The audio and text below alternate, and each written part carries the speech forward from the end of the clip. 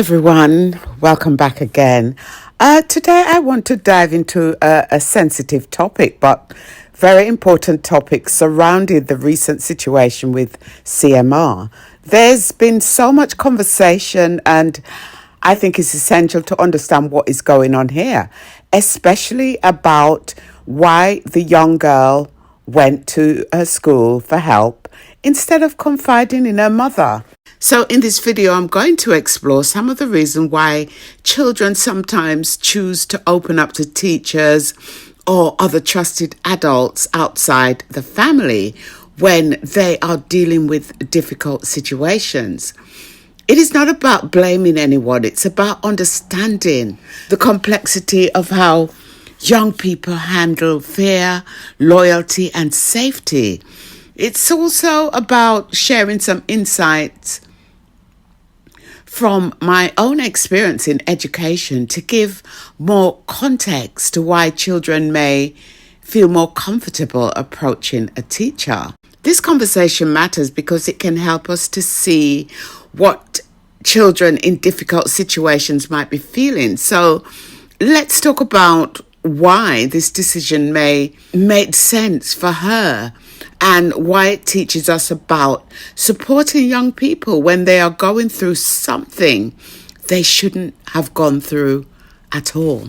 Before I get into this, I want to make it clear that the case is still in court, so I am speaking from a place of understanding, not to accuse anyone. My intention isn't to assume guilt or innocence, but to discuss why, if something like this really has happened, children may feel safer turning to someone outside of their family. Often they reach out to another adult they trust because it's a step they feel is necessary to protect themselves. This isn't about judgment. It's about understanding the difficult choices children make in these situations. Now, I know there's a lot unfolding right now with CMR situation, and while it is easy for us to just, look on and make assumptions, I think there's so much to learn from this. It's not about the surface drama. There are layers, and each layer has something to teach us. Now, I've seen a lot of people asking, why did the young girl go to the school instead of her mother? It is important to understand that kids face a lot of conflict and confusion in situations like this. Often abusers will manipulate young ones, telling them things to make them feel scared or even guilty. They make it feel like if the victim speaks up, they are somehow in the wrong, or worse, they'll be the one who destroys the family. And it takes a lot for a young person to make the choice to speak up and protect themselves. By telling her teacher, she probably hoped that it would lead to help without tearing her family apart. Now, some people may think that talking to a teacher instead of a parent means that something is wrong with the family relationship, but sometimes children want to keep the peace at home. They feel that if they go to their parent, it will just make things harder or cause more conflict. And she may have even had an adult, a trusted person who knew her situation. And she may have had someone who encouraged her, another adult, to go to the school so she feels protected. In a situation like this, once a child confides in a teacher, it's out of her control, which is a good thing. Teachers have the responsibility. It's a part of their job. They're licensed to report suspicions of abuse. They don't need solid proof to report a matter. They just need a reason to be concerned. And if teachers fail to report it, it's not just a license they risk, but potentially facing criminal charges too. And, the other thing I see going on social media is that there's so much anger directed at Chrissy right now. But I wonder if this energy is misplaced, if the situation is triggering people. Maybe a time to confront their own traumas and not project onto this family. Let's not use Chris's situation or CMR as a stand-in for our own unresolved pain.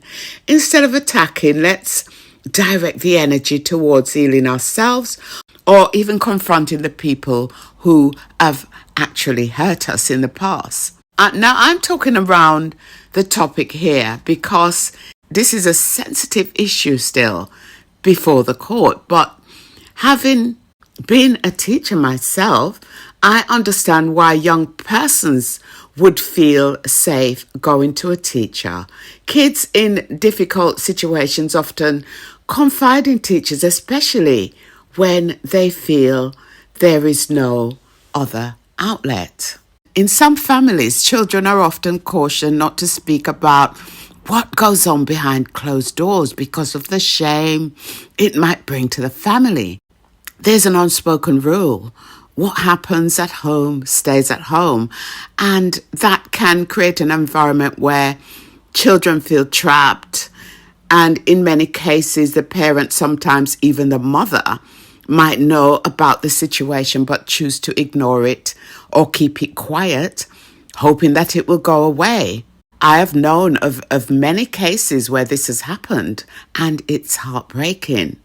This doesn't mean that this is the case in the situation with Chrissy and CMR, but the reality is, in some situations, mothers end up blaming the child for what's happened. It's a devastating situation for a child dealing with the trauma of what has occurred and then has to carry the additional burden of feeling like they are the cause of the pain in the family. It adds up to the shame and guilt they're already feeling, and it can make it harder for them to speak up. So this is one of the many reasons why children feel safer to go to a teacher or another adult to unburden themselves. That's why in cases like this, it's important to understand why a child might feel safer turning to a teacher or another trusted adult outside the home. They need someone who will listen without judgment, someone who will act in their best interests.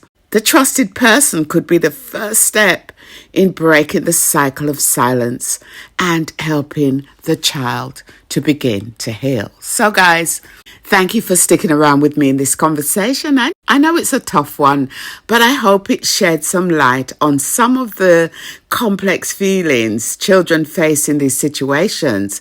Let's keep this discussion respectful and focused on understanding and not blaming. It is crucial that we create safe spaces for children to speak up and that we all play a part in making sure that they feel heard and supported. So stay blessed and take care of yourselves and have a wonderful day. One love.